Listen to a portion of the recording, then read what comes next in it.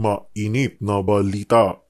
Bumuo po ng isang special investigation team ang Hong Kong Anti-Money Laundering Office para imbestigahan ang di umano ay money laundering activities ng mga Marcos. Opo, ang pamilya ng Junior. Ito po ay may kinalaman doon sa mahigit $100 billion na money laundering activities involving no less than 350 tons of gold deposits. 52% ng ating mga mamamayan gutom, and yet 100 billion ang inyong ninakaw. Magkano kabubuang ninakaw nyo, mga magnanakaw ng mga Marcoses? Kasama ka na dyan, Marcos Jr. Mahiya ka, ang kakapal ng mga mukha ninyo. Ay, magandang araw po sa inyong lahat. Ito po ang inyong favorite asylum seeker reporting from Europe. Ano po pag-uusapan natin ngayon? Nako po, napakalaking balita. Kung nagtataka kayo kung bakit biglang nawalan tayo ng 128 toneladang ginto sa ating national reserves, ito po sigurong eksplanasyon.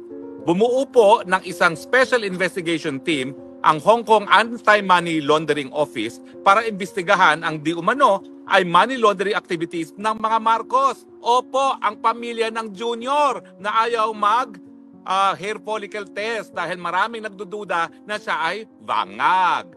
Ang sangayon po sa Hong Kong anti-money laundering, ito po ay may kinalaman doon sa mahigit $100 billion na money laundering activities involving no less than 350 tons of gold deposits. Mantakin nyo yan. At itong mga aktibidades na ito ay nangyari between yung mga panahon na talunan ang Marcos Jr. pero I'm sure pinakikinabangan hanggang ngayon dahil nga hindi natin naintindihan kung ano nangyari dun sa 128 billion na biglang nawala sa central bank reserves. Now, nagkaroon pala ng isang Taiwanese na whistleblower at ito po ay headline sa Taiwan. Mantakin nyo yan. Bida na naman ang Marcos family dahil headline po sa Taiwan nung nasimulan ang money laundering investigation laban kay Marcos Jr.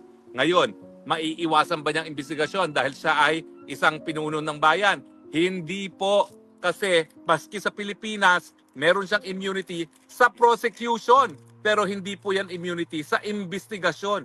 Kaya nga po nananawagan ako na kung ang mga dayuhan gaya ng Hong Kong at Taiwan ay nag-iimbesta sa money laundering, bakit hindi sa Pilipinas? Kinakailangan po ang ombudsman mag-imbestiga na rin. Dahil napakalaking halaga po ito, hindi po pwedeng kinita yan sa sweldo ng isang presidente ng kanyang ama o kaya naman sa sweldo niya bilang gobernador o congressman. Yan po ay tanging nakaw na yaman. Kung meron po talagang 100 billion at 350 tons na gold, dapat po yan mapunta sa mga Pilipino sa libreng gamot at libreng paggamot, sa libreng edukasyon, sa libreng irigasyon. Hindi po yan dapat pakinabangan ng mga bangag. Nakakahiya kayo mga bangag. International na naman ang inyong publicity. Money laundering, corruption, $100 billion. Mga magnanakaw, mga switik, mga kleptocrats. Ewan ko nga ba bakit hindi pa kayo pinaparusahan ng Panginoon. Pinakamataas ang pagkagutom mula nung COVID. 52% ng ating mga mamamayan gutom, and yet 100 billion ang inyong ninakaw. Magkano kabubuang ninakaw nyo, mga magnanakaw ng mga Marcoses? Kasama ka na dyan, Marcos Jr. Mahiya ka, ang kakapal ng mga mukha ninyo. Pero kayo po ay talagang nakakahiya. Yan po ay headline sa Taiwan. At headline ngayon sa Hong Kong. O Facebook, fact checkers, Vera Files, o sasabihin nyo, fake news ba ito? Headline nito ng Taiwan newspaper. At talaga namang inanunsyo na ng Hong Kong government ang pagbubuo ng investigasyon ng anti-money laundering investigation laban sa pamilyang Marcos. O mga dilawan, patuloy pa ba kayong makipag-alyansa dyan sa mga magnanakaw na yan? Mga komunistang CPP-NPA, mahiya naman kayo. Ano na nangyari sa pinaglalaban nyo? Sanib puwersa kayo ngayon sa mga magnanakaw. Nakakahiya po kayo. Mga Pilipino, hanggang kailan tayo magtitiis? Mantakin ninyo, ang dami na nilang ninakaw. Marami pang nanakawin. Ano pang gusto ninyo? Nakakahiya na tayo. Mga dayuhang gobyerno nag-iimbestiga tayo, bulag-bulagan, bingi-bingihan. Hanggang kailan natin to gagawin? Wag naman po sana. kinakailangan maghusga ang taong bayan. Maghusga. At dahil yan po ay nakasaad sa ating saligang batas, taong bayan ng tunay na soberenya, 2 beses na natin sinisante ang mga walang kwentang mga leader, ay ito na po, pinakamalakas na ebidensya, kurakot ang pamilyang Marcos dahil sa nila kinuha yung 100 billion na yan at 350 tons of gold. Kunin na natin yan habang pwede pa natin kunin. Dahil kung yan ay naibenta daw di umano yung mga 120 tons of gold, hahanapin natin kung saan ang pera niyan. Meron po yung money trail. Yan po hanapin nyo. Huwag yung mga gaya ni Harry Roque na ang pundar ay galing sa hirap. Wala po akong ganyan kalaking nakaw. Wala po akong nakaw kahit ano, full stop. Lahat po ng pera ko pinaghirapan po namin. Hindi lang po ng aking pamilya, kundi aking mga ninuno. Wala po kaming maruming pera. Wala po kaming nakaw na yaman. Hindi gaya ninyo. Hindi na ba kayo nahiya sa mga apo ninyo at mga susunod na henerasyon na talagang nakaukit na sa buong daigdig? Ang pinakakurakot na pamilya according to Guinness Book of World Records ay ang mga Marcoses. At ito na pong ebidensya. Bakit hindi ang mainstream media hindi pinipick up ito? Sabihin nyo nga sa akin, mainstream media, headline sa Taiwan, tapos balitang-balita sa Hong Kong, kayo tahimik. Yung mga tycoons na nagmamay-ari ng mga pahayagan at mga TV stations, bakit hindi nyo isiwalat ito? Nang madagdag pa ito sa napakadami ng kasalanan ng Bangag Administration. Ano ba naman yan? Ewan ko ba? Alam ko talaga na ang mga alta nagko-cocaine. Hindi ko makakalain ganito karami talaga ninakaw nila. Kasi itong 100 billion na ito, bukod pa ito dun sa na-recover na ng PCGG, na almost 1 billion din ang na-recover na nila. Mantakin ninyo, magkano ninakaw talaga nila sa taong bayan? At patuloy pa rin siguro ngayon. Kung ano yung strategy na ginawa nila para magpayaman ng panahon ng Marcelo, sigurado ako nangyayari pa rin ngayon. Kasi nga, nasa dugo pala ang pagiging magnanakaw at mga klepto. Diba?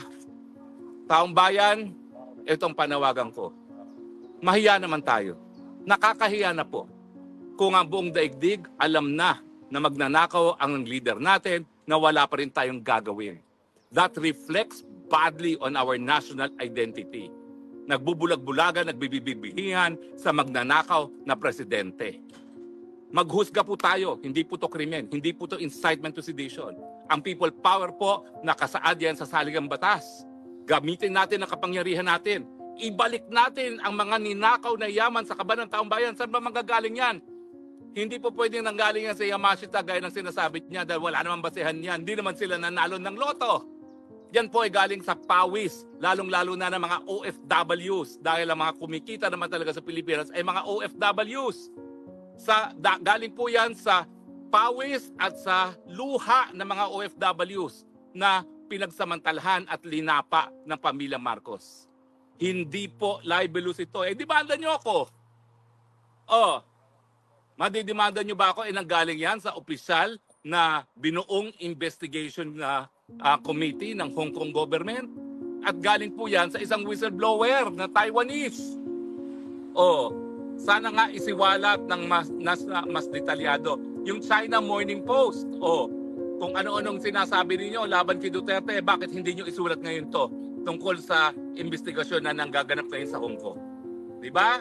Huwag naman obvious ang mga pinapanigan ninyo. Ito po malaking balita, bakit hindi lumalabas sa Pilipinas? Diba po? Ulit po ang panawagan ko, alam na naman natin, klepto ang mga Marcoses. Ang tanong, hanggang kailan tayo mananahimik?